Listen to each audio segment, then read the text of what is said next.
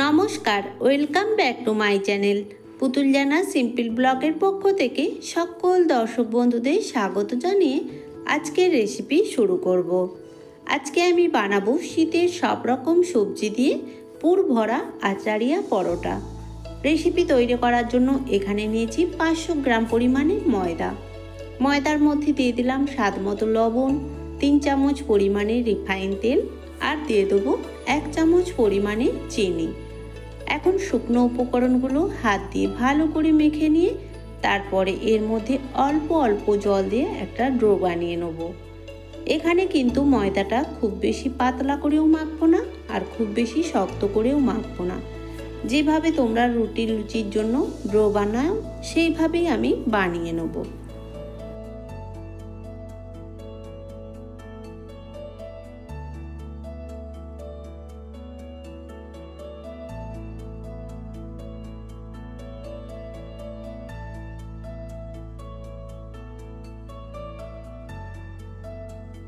ময়দাটাকে দেখো খুব ভালো করে আমি মেখে নিয়েছি। এখন এটা ঢাকনা দিয়ে ঢেকে 30 থেকে 40 মিনিটের জন্য রেস্টে রেখে দেবো। আর এদিকে দেখো পুরটা রেডি করার জন্য আমি কিছু সবজি নিয়েছি। আমার বাড়িতে যা যা সবজি ছিল আমি সব রকম সবজি একটু একটু করে নিয়েছি বাঁধাকপি কুচি, আছে বিনস কুচি, দুটো মিডিয়াম সাইজের পেঁয়াজ কুচি, ঝালের জন্য নিয়েছি বেশ কিছুটা কাঁচা লঙ্কা কুচি, কিছুটা পরিমাণে মটরশুঁটি, একটা বড় সাইজের বিট কুচি, একটা বড় সাইজের গাজর কুচি, একটা ছোট্ট ক্যাপসিকাম কুচি আর নিয়েছি বেশ কিছুটা পরিমাণে ধনেপাতা কুচি। তোমরা তোমাদের পছন্দ মতো এখানে সবজি ব্যবহার করতে পারো। এখন পুরটা রেডি করে নেব। তার জন্য গ্যাসের মধ্যে কড়াই বসিয়ে কড়াতে দিয়ে দিলাম পরিমাণ মতো রিফাইন তেল। এখন কেটে রাখা সবজির মধ্যে এখানে আমি দিয়ে দিলাম বিনস কুচি, বিট কুচি, গাজর কুচি, ক্যাপসিকাম কুচি আর সাথে দিয়ে দেবো ছাড়িয়ে রাখা মটরশুঁটি। এই সবজিগুলোর মধ্যে 1 চামচের মতো লবণ দিয়ে সবজিগুলোকে 70% মতো ভেজে নেব।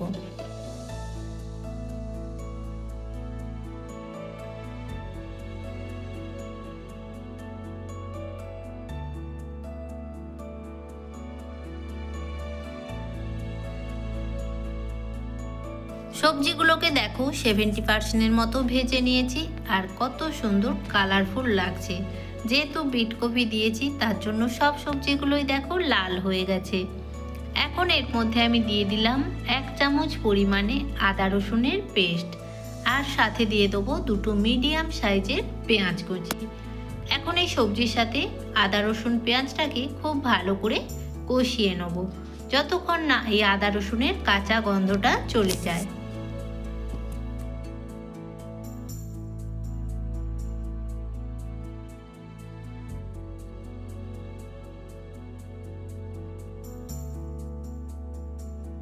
এখানে আদা রসুন পেঁয়াজটাকে সবজির সাথে খুব ভালো করে আমি কষিয়ে নিয়েছি। আদা রসুনের কাঁচা গন্ধটা একেবারেই চলে গেছে। এখন আমি এর মধ্যে দিয়ে দিলাম ঝালের জন্য বেশ কিছুটা পরিমাণে কাঁচা লঙ্কা কুচি আর দিয়ে দিলাম বাঁধাকপি কুচি। এখন সব কিছু আবারও খুব ভালোভাবে নাড়াচাড়া করতে হবে। আর তোমরা তো সবাই জানো বাঁধাকপি থেকে অনেকটা পরিমাণেই জল বেরোবে, তার জন্য এই সবজিতে কিন্তু কোনো রকম ঢাকা চাপা দেওয়া যাবে না। এইভাবে নাড়তে নাড়তে দেখবে সবজির থেকে যে এক্সট্রা জলটা একদম মরে যাবে আর সবজিটা একদম শুকনো শুকনোভাবে খুব সুন্দর হয়ে ভাজা হয়ে যাবে।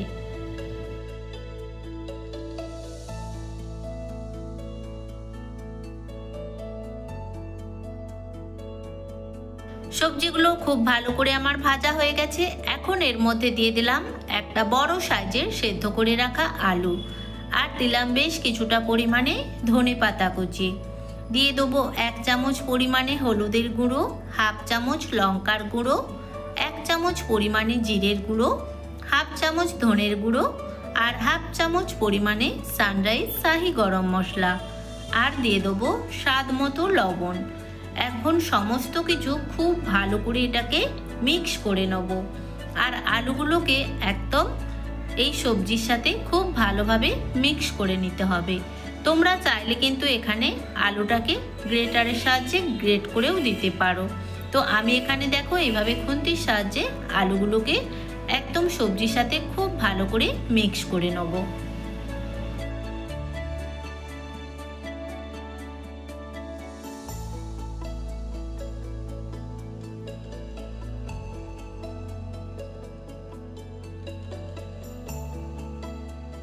এখানে আমার পুরটা একেবারে রেডি। এখন এটাকে একটা প্লেটের মধ্যে ঢেলে ঠান্ডার জন্য রেখে দেবো। আর এই পুরটা দিয়ে যেমন পরোটা বানানো যায়, তেমনি এই পুরটা দিয়ে তোমরা পুরি কিংবা গরম গরম চপ বানিয়েও খেতে পারো। যেহেতু সব রকম সবজি আর মশলা দেওয়া আছে, তার জন্য খেতে কিন্তু বেশ ভালো লাগবে। আর এদিকে দেখো একটা বাটির মধ্যে বেশ কিছুটা পরিমাণে ধনেপাতার আচার নিয়েছি। যেহেতু আচারিয়া পরোটা, তার জন্য কিন্তু এই ধনেপাতার আচারটা অবশ্যই লাগবে। আচারের রেসিপিটা দেখালাম না, তোমরা যেভাবে আচার বানাও সেভাবে বানিয়ে নেবে। আমি এখানে বেশ কিছুটা পরিমাণে ধনেপাতা নিয়েছিলাম, তার মধ্যে একটু আদা, একটু রসুন আর দুটো কাঁচা লঙ্কা দিয়ে পেস্ট বানিয়ে নিয়েছিলাম। তারপরে এর মধ্যে একটু লেবুর রস, স্বাদ মতো লবণ আর একটু সর্ষের তেল দিয়ে হালকা কড়ার মধ্যে নেড়ে নিয়েছিলাম, যার জন্য আচারটা দেখো একটু শুকনো ভাব আর কালারটাও অনেকটাই চেঞ্জ হয়ে গেছে। এদিকে মেখে রাখা ময়দাটাকে আমি আবারও একবার হাত দিয়ে ভালো করে মেখে নিলাম। এখন এটাকে রুটির জন্য তোমরা যেভাবে লেচি বানাও ওইভাবে আমি লেচিটা তৈরি করে নেব। এখানে লেচিগুলোকে সব তৈরি করে নিয়েছি। এখন আমি এগুলোকে সব রুটির মতো করে বেলে নেব।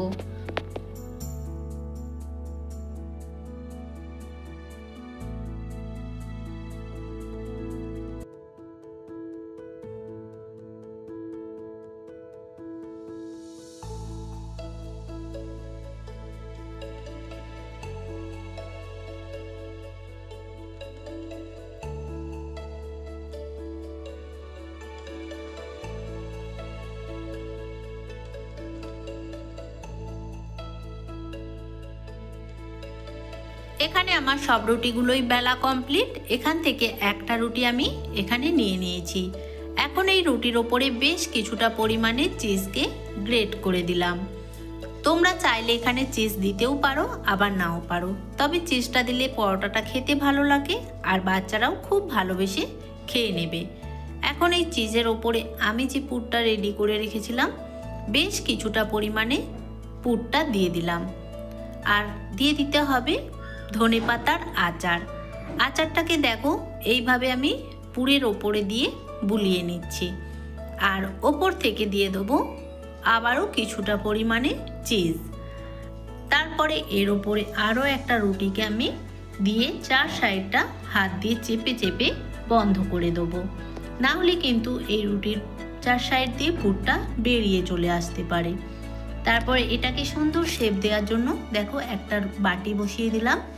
এখন এই রুটির বাড়তি অংশগুলো চাকুর সাহায্যে কেটে দেবো। তোমরা চাইলে বাদ দিতেও পারো, আবার এমনিও রেখে দিতে পারো, তবে এইভাবে কেটে দিলে রুটিটা দেখতে ভালো লাগে। তো দেখো বাটিটা এখন আমি তুলে নেব। আর রুটিটা দেখো কত সুন্দরভাবে গোল হয়েছে। এখন এটাকে আমি ভেজে নেব।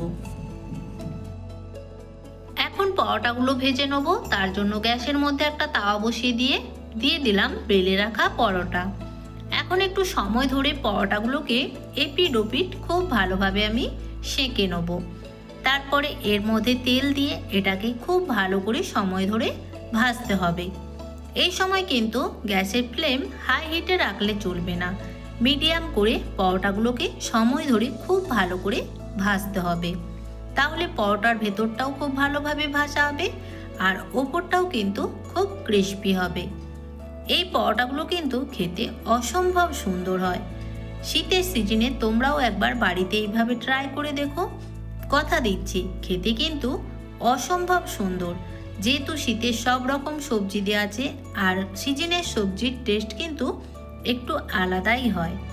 এই পরোটাগুলো খাওয়ার জন্য কিন্তু কোনো রকম সবজি লাগবে না, যেহেতু এর মধ্যে সবজি আচার সব কিছুই দেওয়া আছে। বাচ্চারা যেমন ভালোবেসে খাবে তার সাথে কিন্তু বড়রাও অনায়াসে খেয়ে নেবে। তো দেখো আমি একদম পরোটাগুলোকে এইভাবে লাল লাল করে সময় ধরে খুব সুন্দর করে ভেজে নেব। এখানে পরোটাটা আমার ভাজা হয়ে গেছে, এখন তুলে নেব। আর বাকি পরোটাগুলো আমি ঠিক এইভাবে ভেজে নেব।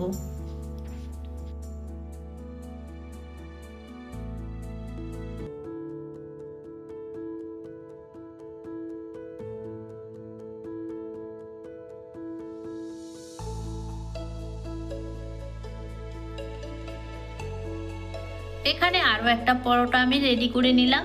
আগের পরোটাটা যেইভাবে রেডি করেছি, প্রথমে চিজ, তারপরে পুর, আচার, চিজ দেওয়ার পরে উপরে আরও একটা রুটি দিয়ে পরোটাটাকে তৈরি করে নিলাম। এখন সাইডগুলো সাইজ করে কেটে নেবো, তারপরে আবারও এটাকে আমি ভেজে নেবো। তো চলো এইভাবে আমি সব পরোটাগুলোকে একে একে ভেজে নেবো।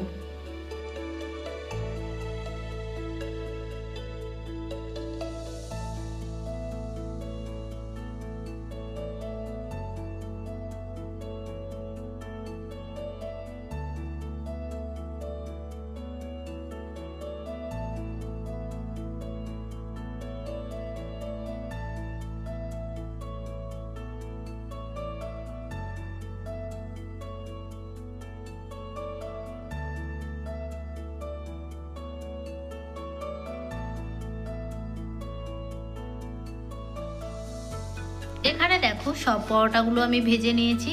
এখন একটা পরোটা মাঝামাঝি কেটে দেখাবো ভেতরটা কতটা সুন্দর হয়েছে। তো তোমরাও শীতের সিজনে একবার এইভাবে ট্রাই করে দেখো, আর গরম গরম সবাইকে বানিয়ে খাইয়ে দেখো। সবাই কিন্তু তোমার প্রশংসাই করবে। আমার রেসিপি যদি ভালো লেগে থাকে প্লিজ একটা লাইক, কমেন্ট আর বেশি বেশি করে শেয়ার করে দিও। আর পাশে থাকা বেল আইকনটি ক্লিক করে দিও, যাতে সবার আগে আমার ভিডিও তোমাদের কাছে পৌঁছে যায়। তো আজকের মতো এখানে টাটা।